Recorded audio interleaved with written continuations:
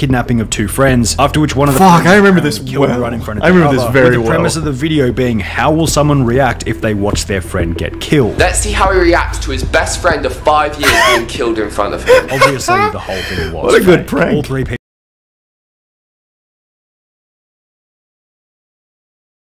Yeah, we'll watch the little Zan one in a second. I was gonna watch this one as well. This is about Sam Pepper. I'm sure a lot of you remember Sam Pepper if you've been on the internet for any length of time.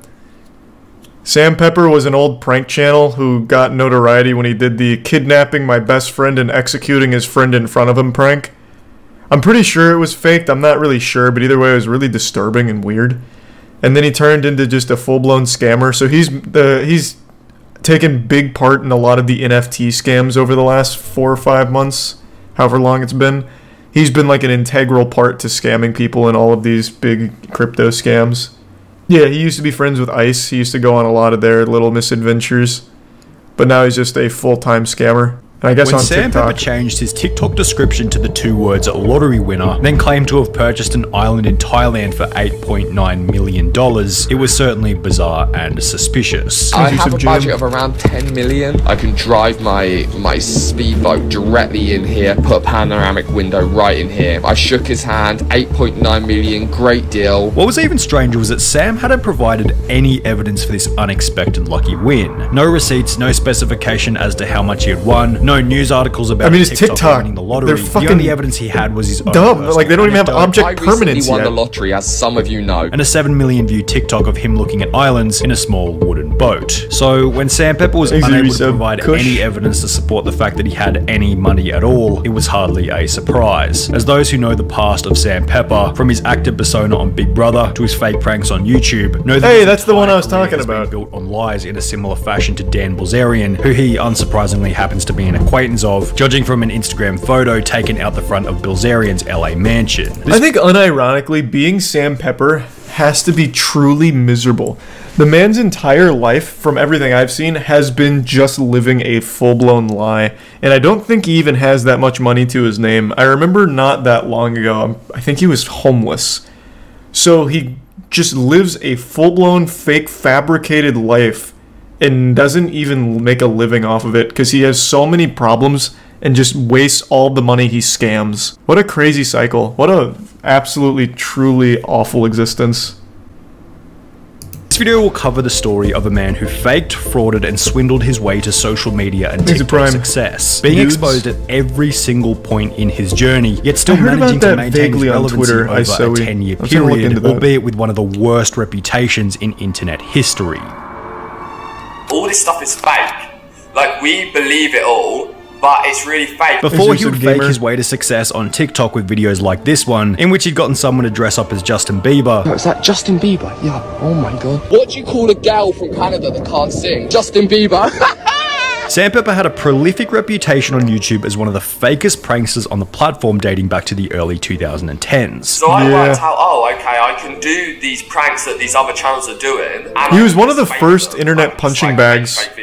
However, prior to even this, Sam Pepper had already begun to show his fake persona to the world in 2010 when he would appear on the show Big Brother UK for the very first time. In his Big Brother profile, he claimed to particularly dislike girls who put on a dumb act, yet this is seemingly what Sam began to gain a reputation for in the early days of his online career. However, one advantage that he did get out of his appearance on Big Brother was traffic to his brand new YouTube channel, where he began to do pranks at a time when there were barely any other YouTubers doing pranks on the platform. And there's like 3 channels that made pranks. There was me, there was like Prank versus Prank, and there was Ed Bassmaster. Really, they were the only kind of... Damn, what an OG Ed. And in the beginning, it was obvious that they were real. The reactions felt authentic, and there was way too many people in each video for Sam to have been paying all of them. I'm really sorry guys, I've just farted.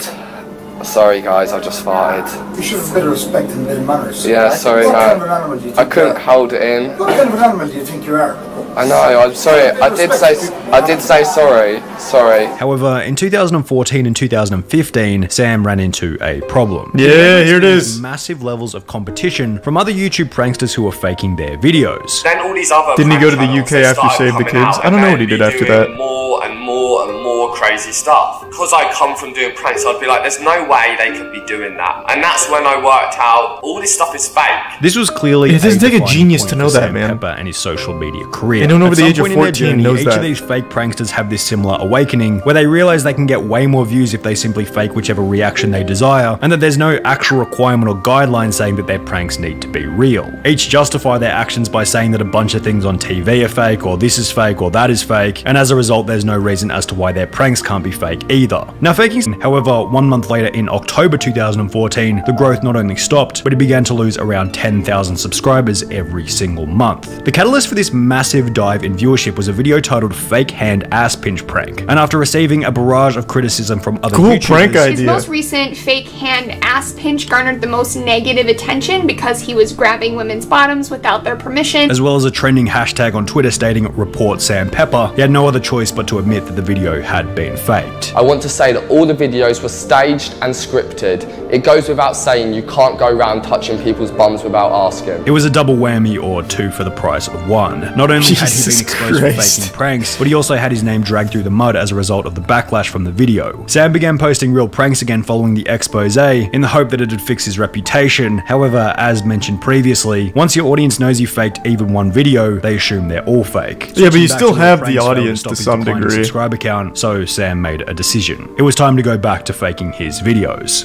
Why don't I make, another video, and that brings me on to making the best friend killing prank. Yeah, that's the best one! friend killing prank. Arguably one of, if not the most over-the-top insane YouTube pranks of all time. Certainly crazy enough to put Sam Pepper's name back on the map. Involved in the video was the fake kidnapping of two friends, after which one of the I remember this well. Right in front of I remember this very well. The premise of the video being, how will someone react if they watch their friend get killed? Let's see how he reacts to his best friend of 5 years being killed in front of him. Obviously, the whole thing was what a good fake. prank. All three people were in on it, even coming up with the idea together. Sam's channel, he just came to us and wanted. What would happen if I executed your family? Okay, cool. We'll help you out with. Would he find it enjoyable when I reveal they're not dead? Came up with the idea together before we even filmed it. However, while everyone knew that the prank had been faked, it had a similar effect to the previous scandal. Did you know making this type of prank would be so controversial? All it did was once again reveal to everyone that Sam Pepper was the kind of guy to fake his videos, reducing his credibility even further. Around a year later, he'd show up on the CX network doing some IRL live streams alongside Ice Poseidon. We're literally just showing Sam the ropes of IRL streaming, and just, we're gonna just throw him in the deep end here and just see how he does. With the damn, I can't believe it's already been like 4 or 5 years. Comment on the video praised Ice Poseidon by stating, "Love how you don't judge people or care about reputations." Sam had some success as an IRL streamer in the CX network, however he was ultimately dropped after an argument with Ice Poseidon, which had partially been fueled by Sam Pepper's lack of integrity. He's like, oh, it's okay to lie as long as it doesn't affect anything, and that's not okay. Like, why are you telling my girlfriend it's okay to lie to me as long as it doesn't affect anything? Like, dude, this is not your relationship. After this, Sam Pepper disappeared from the mainstream. His reputation until crypto scams, baby. Nothing left to offer, and it seemed as though the Sam Pepper saga was finally dead and buried, alongside the many other failed YouTubers. He's just an actual cockroach. However, it would be when Sam Pepper found always a comes new back. audience on a new platform that his fraudulent antics. I didn't know about the TikTok thing though. Okay, Chris, I pulled out some of my savings, I've clipped it onto these balloons. This is a trust exercise. Turn around, I'm gonna go 3, 2, 1, go. You gotta turn around and quickly grab them. Don't let this go, this is my savings. 3, 2, 1. Chris! Chris! I don't want to. You said Chris! Oh, this video, which was clearly set up and probably used a stack of fake $100 bills, racked up over 28 million views. Now, the most interesting part about Sam Pepper's TikTok blow-up is that it follows the exact same trend as his YouTube journey. He blows up with a genuine, heartfelt video about saving some duck eggs from a restaurant, then progressively makes his content more and more staged, and by the end he's claiming that he's won the lottery with absolutely zero evidence. News. Sam is scum. Yeah, dude sucks. Open this. Hey, let's do that. It's really no surprise that he began to make his videos faker and faker. I know this is really crazy, but if I play you rock, paper, scissors and I win, can I like rip this down the street? Rock, paper, scissors, shoot. Oh my god, get fucked, idiot. I want to get in the passenger, I'm scared. Get fucked, dummy. alright. People who think this is real. The countless fake viral videos receiving massive view counts and minimal backlash likely gave Sandpepper the idea that he could literally just say whatever, regardless of how unbelievable it happened to be, leading to his completely fictitious claim about winning the lottery. That's just Scam TikTok, Pepper yeah, living man. a life of luxury TikTok after is just his followers for millions and fleeing. That's a wild He's claiming to wasteland. have won the lottery while shopping for islands and a new fan base to scam. This refers to the whole Save the Kids scandal that was exposed by CoffeeZilla back in July 2021. In the final episode of his series, CoffeeZilla discovered that Sandpepper was potentially at the heart of the entire scam and had fled the USA to move back to the United Kingdom. It looks like Sandpepper is fleeing the United States to escape legal accountability for what happened. But I asked him about this, and he of course denies this categorically. Therefore, this post stating Scampepper living a life of luxury after scamming his followers for millions assumes that he does actually have the money, only that he's covering it up by saying that he won the lottery as opposed to the truth, being that he might have received it from the Save the Kids cryptos. And while Sandpepper has had a fairly successful social media career, I doubt he has access to that kind of money. I can assure you he doesn't. This to rest would be for Sandpepper. He's a serial scammer who is also historically awful with money. However, with a track record like Sam's filled with no fake chance. video after fake video, it seems pretty obvious that like the rest of his entire career, this is nothing more than yet another So is this hoax. what he does now, like full-time? He just full-time pretends to be a lottery winner on TikTok? I mean, I guess it's better than the alternative of scamming everyone. Now he's just lying again. Yep. What an interesting loser. Yeah, that man's like an OG punching bag for the internet. Killing best friend prank is a timeless classic, it really is. Literally Dan Bilzerian. There's a huge difference between Sandpepper and Dan Bilzerian. Dan Bilzerian was a massively rich kid from birth because of his dad. Sandpepper pretends to be a massively rich guy from scamming. They're both like genuine full-blown liars living a fake life, but at the very least Dan does have a lot of money to back it up because of his family. Sam has nothing. Have you seen 12 insane watches you won't believe exist? Sure. Let's see if these are truly insane. Far from simple timepieces that tell the time, these mechanical marvels go above and beyond what we'd all expect from a wristwatch. From miniature moving bird sculptures to solar systems on your wrist, check out these 12 insane watches you won't believe exist. I bet I'll believe it. First up are some incredible creations from LA-based watchmakers Devon. Their Tread 1 and Tread 2 watches are powered by innovative movements based on a patented system of interwoven time belts that indicate the hours, minutes, and seconds, all controlled by an onboard microprocessor. Just watching the dial in motion is truly a mesmerizing experience. Powered by a lithium polymer rechargeable cell, the Tread 1 continues to work for up to 2 Can't even play games on it. After which it can be powered up wirelessly via a charging tower. The larger Tread 1 timepiece with a rectangular case starts at $17,500, while the smaller tonneau-shaped Tread 2 can be picked up for a cool $12,000. These unconventional pieces of machinery will That's a pretty good deal. Identifying themselves as hydromechanical horologists. Their groundbreaking timepieces How pretentious. with a mechanical watch movement. Hydromechanical horologists? The outer rim of the dial to indicate the hour, while the small subdial You make to read the bougie watches. HYT's Metropolis pushes the envelope. They make it sound like there's some kind of space entity. Without the use of a battery. Referred to as the dynamo light system, the watch essentially converts mechanical energy into light, winding the crown, which is positioned between the 4 and 5. It's not even that cool. Stores enough energy to activate a pair of LEDs that emit a blue glow. The LED's like alright, but it's not that cool. In the dark. Owning an HYT Metropolis will set you back $94,000. What? For basically just an LED? Just turn your phone on. One of the 4 is the time indicator, which rotates around the circumference This of one's the dial kind of cool. every 20 minutes. The Not second worth whatever it's satellite going to cost, features but it's the kind of tourbillon cool. spinning consistently within its cage every minute of time and space close at hand. I mean, that one is cool. Like, unironically, I think that one's the coolest so far. Was created by Dennis Shigue, who was guided by the concept of time explosion. An elaborate puzzle of pieces spins around to reveal the hour of the day at the center of the main dial, while the minutes are indicated via 2 discs on a smaller subdial attached on the side. The Opus 11 gives the illusion of the pieces breaking apart with each turn of the hour, only for them to come back together again. Incredibly, the time-only watch is powered by a movement that is composed. How long do you have to sit here and wait to get the time? With each movement having taken about 5 weeks to assemble. It feels like it'd be such an inconvenience. Like, what time is it? Hold on, I need to wait 30 seconds. The mind-blowing Hublot MPO5 LaFerrari Superwatch, priced at $300,000. Jesus Christ. The Hublot MPO5 LaFerrari is a toolkit that includes a small Hublot drill for setting and winding the watch, limited to a mere 50 pieces. Gotta make a pit stop and charge my watch. But it's also extremely rare. The Extreme concept line from Christophe Claret focuses on exceedingly complex and... Do these actually exist? These just seem like dumb concepts. Watches similarly to the way kryptonite affects Superman, creating havoc to watch movements, precision, and reliability. Amazingly, however, with the Extreme 1 timepiece, magnets are used to indicate the time without affecting the movement. Oxy. The magnets control 2 small steel balls that travel up and down the with a flying... Pretty cool. I mean, unironically, that's a pretty fucking cool one. Creation from We've had 2 cool ones. The Margot is on the other side of the spectrum from the answers appear in French, the universal language of love. A little, a lot, I don't know about that. Madly, or not at all, responds the watch. The delicate time so it's a magic 8 ball on your wrist shine to accompany the animation. The floral motif continues on the back of the case, with 8 triangular precious stones accenting an elaborate blossom, a celebration.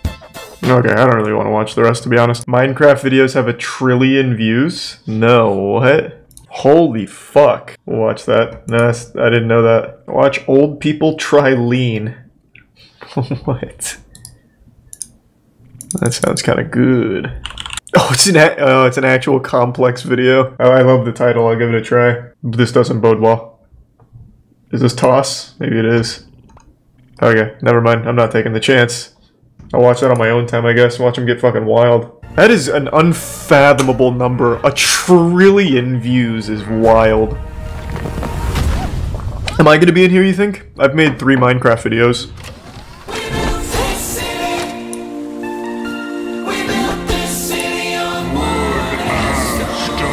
Thank you for the 5 gift subs, Richard. Good to see you again, man.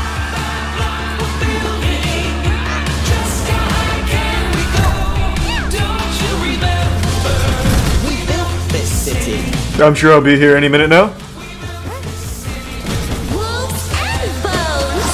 I'm actually kind of shocked there hasn't been like a Lego movie for Minecraft.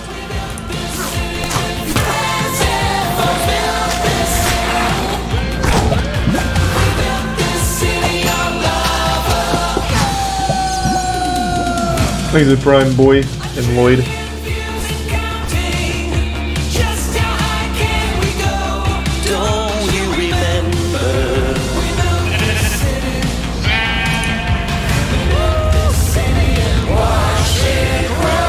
Well, this is adorable. Look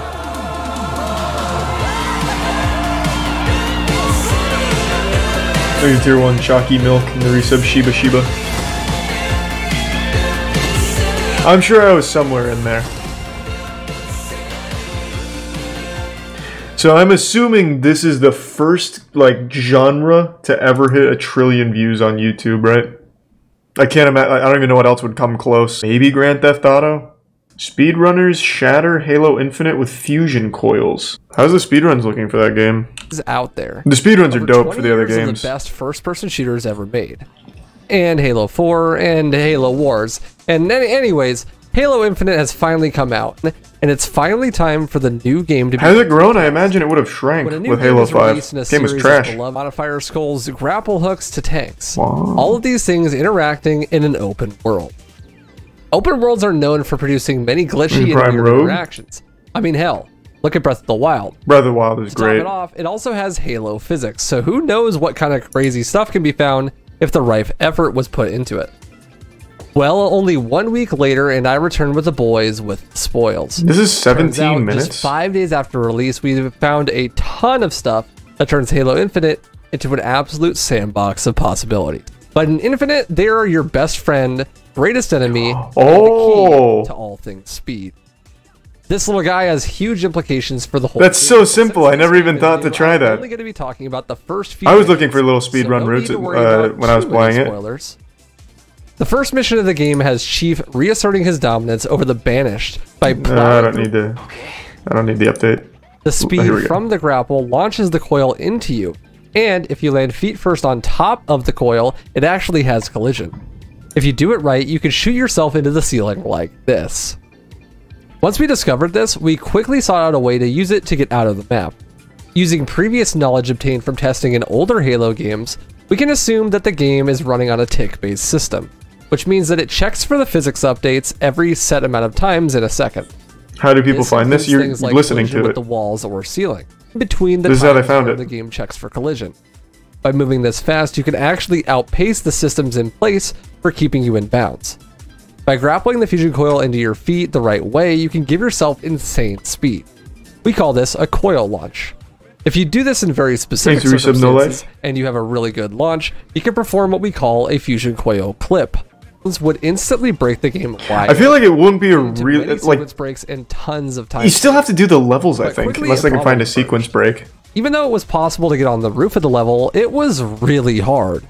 While coil clips are possible in the first few days, they have proved to be really difficult to replicate consistently. When it comes to learning about new games from a speedrunning perspective, it really is the Wild West.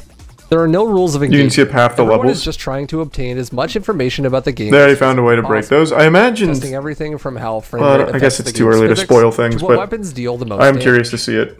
No one is really sure what is the most effective, or what will even be useful. Now let's see where we're at. Actually, better yet, how about this? Let's see what the speed runs at. A little under an hour, it seems. That's pretty good. Game's only been out for like a week. That's not bad. Not a whole lot of like glitches or anything here yet. You take out those monsters. Get me. Oh, I see. You picked up the tank skull. I'll show what I can do.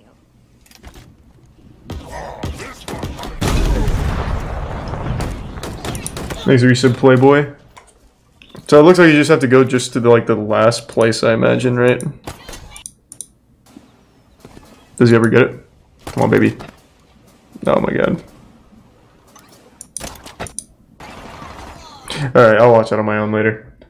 I'll see if it's a good speedrun, I might do it. If there's like cool tricks to it, but it doesn't seem like there's a lot. World's first online fight translated. What? What does that mean? This? تحترم ولا ما تحترم بلا مانيتك داحج احكي بأدب واخلاق احترمك تحكي بسفاهة وقلة احترم ولا لا. This is definitely not the first fight. أكل خرا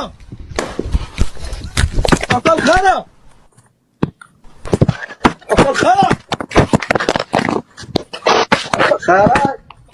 أكل خرا أكل خرا I don't know who's winning. I don't know whose side to be on here. Who's in the right? يا كلب أكل خرا أكل خرا حمار ديش حيوان هربيك يا حمار مبخشة ايدي بدي اروح حيطة يا جعش حمار. So I'm guessing the guy in the right won since the guy in the left hurt himself? Let's go! Good man. Oh, the first online physical fight. Oh, yeah. Okay, that makes sense. This video is so old. I've actually never seen it. But I'm not on TikTok, like ever. How to make a mayo and ketchup sandwich. Sounds yummy. But look at this. Mayo on that. And I'm gonna get some ketchup. Let's go! Some ketchup. There's also a half-eaten bowl of pickles up there, I see. And then you just have to... So is the whole sandwich just mayonnaise and ketchup, or do we put more on there? I don't know what I was thinking. It's a gourmet sandwich. All we need is mayo and ketchup. And put it... Where is this kid's parents? They need to be alerted. That looks pretty good.